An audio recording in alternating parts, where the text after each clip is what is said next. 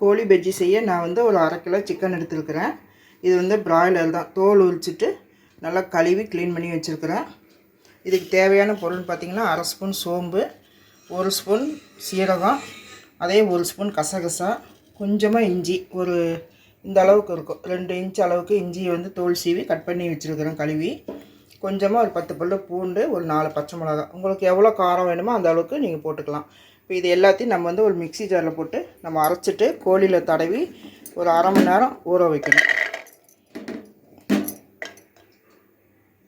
இப்போ பாருங்கள், இந்த மசாலா அரைச்சிட்டு வந்துட்டேன். இப்போ இதை வந்து நம்ம இதில் ஊற்றிக்கலாம். ஊற்றிட்டு நல்லா கலக்கிட்டு நம்ம ஊற வைக்கணும். ஒரு 1/2 மணி நேரம் ஊற வச்சிடலாம். உப்பு மஞ்சத்தூள் நம்ம வந்து வதக்குவோம் சிக்கனை, அப்போ போட்டுக்கலாம். இப்போ இது வந்து நல்லா மிக்ஸ் பண்ணி விட்டுருங்க. நல்லா மிக்ஸ் பண்ணி ஒரு 1/2 மணி நேரம் ஊற வச்சுருங்க. அதுக்கப்புறம் நம்ம வந்து எண்ணெய் ஊற்றி இதை வந்து நல்லா நம்ம வதக்கணும். இது வந்து நீங்கள் போன்லெஸ்ஸாகவும் எடுத்துக்கலாம், போனோடய எடுத்துக்கலாம். நான் ரெண்டுமே சேர்ந்து தான் எடுத்துருக்கிறேன். நீங்கள் உங்களுக்கு போன்லெஸ் மட்டும் வேணும்னா இந்த மாதிரி போன்லெஸ் மட்டும் எடுத்துக்கோங்க. நான் வந்து எலும்போடையே சேர்த்து தான் எனக்கு கொடுத்துருக்காங்க. நான் அப்படியே எடுத்து வச்சுக்கிட்டேன். காரம் எல்லாம் உப்பெல்லாம் உங்களுக்கு தகுந்த மாதிரி போட்டுக்கோங்க. இப்போ இது வந்து நல்லா ஊறட்டும். ஊறினதுக்கப்புறம் நம்ம எப்படி செய்யுதுன்ட்டு பார்க்கலாம். நல்லா இப்படி மசாலா உள்ள அமுத்தி விடுங்க. நல்லா ஊறும். மிக்சியில் மிச்சம் இருக்கிறதையும் நான் நல்லா வலித்து போட்டுக்கிறேன். இது நல்லா ஊறணுன்னே எப்படி செய்யுதுன்னு பார்க்கலாம்.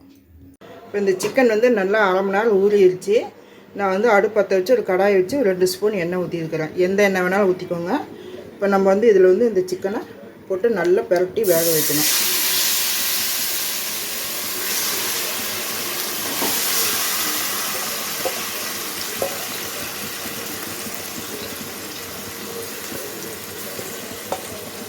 இப்போ இதுக்கு தேவையான அளவு உப்பு போட்டுக்கிட்டு, உப்பு மஞ்சத்தூள் போட்டு நல்லா பிரட்டி வேக வைங்க. தண்ணியெலாம் ஊற்ற வேண்டாம், அதிலே தண்ணி வரும். அப்படி வேணும்னா கொஞ்சமாக போட்டுக்கலாம். இப்போ இந்த சிக்கனுக்கு மட்டும் தேவையான அளவு உப்பு, நம்ம பஜ்ஜி மாவில் உப்பு இருக்கும், கொஞ்சமாக போட்டுக்கணும். இதில் கொஞ்சமாக மஞ்சத்தூள். இப்போ இது வந்து நல்லா பிரட்டி விடணும்.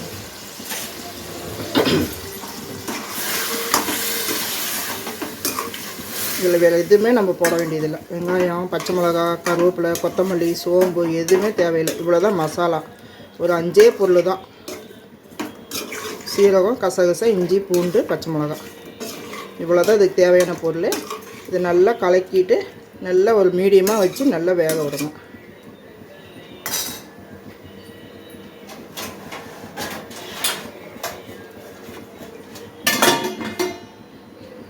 இப்போ பாருங்கள், சிக்கன் வந்து நான் போட்டு ஒரு 5 நிமிஷம் ஆச்சு. அதுலேயே தண்ணி விட்டு வருது பாருங்கள். இந்த மாதிரி தண்ணி விட்டு வரும். நீங்கள் தண்ணியில் எதுவுமே ஊற்ற வேண்டாம், இதிலே வெந்துடும். இதிலே கொஞ்சம் ஸ்லோவாக வச்சோம்னாக்கா நம்ம உள்ள வரைக்கும் வேகும். இது அப்பப்போ கொஞ்சம் கிளறி விட்டுட்டு இருங்க. இது ரொம்ப நல்லாயிருக்கும் இந்த பஜ்ஜி. எத்தனையோ பஜ்ஜி செஞ்சு சாப்பிட்றோம். இந்த பஜ்ஜி செஞ்சு பாருங்கள், சூப்பரான ஒரு டேஸ்ட். இது அதுக்குள்ளே இந்த வேகிறதுக்குள்ளார நான் வந்து ஒரு 200 கிராம் ரெடிமேடு பஜ்ஜி மாவு எடுத்து வச்சுருக்கிறேன். இதில் வந்து 1 டம்ளர் போட்டிருக்கிறேன். இதில் 1 டம்ளர் பஜ்ஜி மாவு போட்டிருக்கேன். இதை வந்து தண்ணி ஊற்றி கொஞ்சம் கொஞ்சமாக நம்ம மிக்ஸ் பண்ணிக்கணும். கெட்டியாக மிக்ஸ் பண்ணிக்கோங்க. இதில் நம்ம எதுவுமே போட வேண்டாம். உப்பு, காரம் எல்லாமே அவங்களே போட்டிருப்பாங்க ரெடிமேடு பஜ்ஜி மாவில். நம்ம மிக்ஸ் பண்ணி மட்டும் வச்சுக்கிட்டா போதும். இப்படி நல்லா கொஞ்சம் கொஞ்சமாக தண்ணி ஊற்றி நல்லா கெட்டியாக மிக்ஸ் பண்ணி வச்சுக்கோங்க. இப்போ பாருங்கள், இந்த சிக்கன் வந்து நல்லா அதில் தண்ணியெல்லாம் நான் எதுவுமே ஊற்றவே இல்லை. வந்தனா நாளைக்கு கொஞ்சம் சிரி. இங்கே பாருங்கள், இது வந்து நல்லா ட்ரை ஆகிடுச்சு. இந்த அளவுக்கு ட்ரை ஆகணும். நான் தண்ணியில் எதுவுமே ஊற்றலை. அதில் இருக்கிற தண்ணியிலே இது வந்து நல்லா வெந்துருச்சு. இப்போ சிக்கன் வெந்துச்சான்னு இப்படி பார்க்கலான்னு பாருங்கள். இப்படி நம்ம கட் பண்ணோம்னா உடையணும். நான் பஜ்ஜி மாவு போடும்போதும் கொஞ்சம் வேகும். இங்கே பாருங்கள், நூல் நூலாக தெரியுதா? இந்த மாதிரி வெந்துருச்சு. இது வந்து கொஞ்சம் நேரம் ஆற வச்சுட்டு நம்ம எண்ணெயில் பஜ்ஜி மாவில் முக்கி எண்ணெயில் போட வேண்டியதான். ரொம்ப ஈஸி. ஒரு 1/2 மணி நேரம் ஊற வச்சுட்டு 10 நிமிஷத்தில் வெந்துடுது. செஞ்சு சுட சுட நம்ம சாப்பிட்லாம். அந்த பிள்ளைங்களுக்கு கிண்டல் பண்ணுறாங்கல்ல, கிண்டல் பண்ணுற பிள்ளைங்களுக்கு சூடாக வாயில் வைக்கலாம். இதுக்கு நேரம் ஆறட்டும். இப்போ பாருங்கள், சிக்கன் வந்து நல்லா ஆறிடுச்சு. இது நல்லா ஆறிடுச்சு. இப்போ நான் வந்து அடுப்பு பற்ற வச்சு ஒரு கடாயில் கொஞ்சமாக எண்ணெய் ஊற்றிருக்கிறேன். இந்த எண்ணெய் கொஞ்சம் காஞ்ச உடனே இந்த பஜ்ஜி மாவில் இந்த மாதிரி கொஞ்சம் கொஞ்சமாக சிக்கன் போட்டு நல்லா பெரட்டி பெரட்டி எண்ணெயில் போட வேண்டியதான்.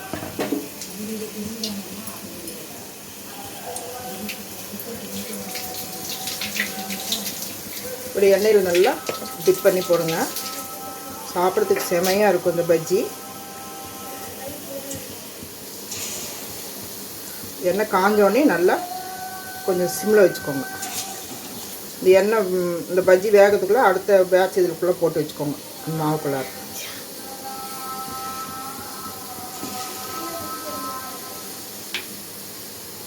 இதில் எவ்வளோ பிடிக்குதோ அந்த அளவுக்கு போட்டுக்கலாம்.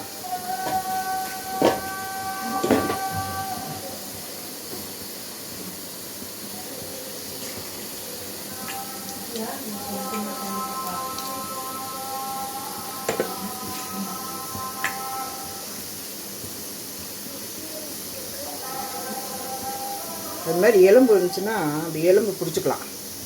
எலும்பு பிடிச்சிட்டு அப்படி போட்டுக்கலாம். இது வேகட்டும், வெந்தோடனே திருப்பி போடலாம். இப்போ வந்து ஒரு பக்கம் வெந்தோடனே நம்ம இன்னொரு பக்கம் மெதுவாக அப்படியே திருப்பி விடலாம். ரெண்டாக ஒட்டிடுச்சுன்னா இப்படி உடச்சி விட்ருங்க. இதேமாரி எல்லாத்தையும்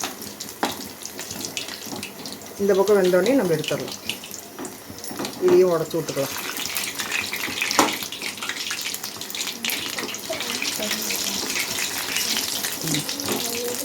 இது இந்த பக்கம் வேகட்டும்.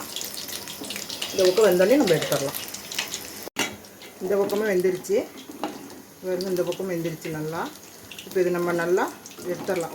ஒரு பாத்திரத்தில் அடியில் ஒரு டிஷ்யூ பேப்பரோ ஏதோ ஒன்று போட்டுட்டு நீங்கள் இதை அப்படியே எடுத்து வச்சுருங்க. அடுத்து எண்ணெயில் வடிஞ்சிடும்.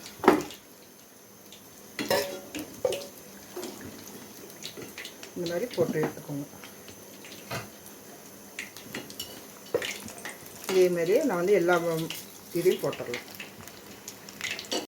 அவ்வளோதான் ஃப்ரெண்ட்ஸ், அருமையான ஒரு கோழி பஜ்ஜி ரெடி பண்ணிட்டோம். இந்த குழந்தைங்களுக்குலாம் இது ரொம்பவும் பிடிக்கும். குழந்தைங்க வீட்டில் இருந்து இந்த மாதிரி ஒரு தடவை நீங்கள் ட்ரை பண்ணி கொடுங்க, ரொம்ப நல்லாயிருக்கும். இது வந்து பள்ளப்பட்டியில் ரொம்பவும் ஃபேமஸான ஒரு பஜ்ஜி தான் இது. அதை நான் உங்கள்கிட்ட கேட்டு நான் இங்கே செஞ்சு கொடுக்குறேன் குழந்தைங்களுக்கு. நீங்களும் இதே மாதிரி செஞ்சு பாருங்கள். நான் போட்டுக்கிற அளவே போடுங்க, எல்லாமே கரெக்டாக இருக்குது. இந்த வீடியோ பிடிச்சிருச்சுன்னா லைக் பண்ணுங்கள், கமெண்ட் பண்ணுங்கள் ஃப்ரெண்ட்ஸ். சப்ஸ்கிரைப் பண்ணிவிட்டு எனக்கும் சப்போர்ட் பண்ணுங்கள். அப்படியே பக்கத்தில் இருக்கிற பெல் பண்ணி கிளிக் பண்ணுங்கள். அப்போ தான் நான் போடுற வீடியோஸ் எல்லாம் உங்களுக்கு நோட்டிஃபிகேஷனுக்கு வரும். மீண்டும் அடுத்த ஒரு நல்ல வீடியோவில் சந்திப்போம். நன்றி, வணக்கம்.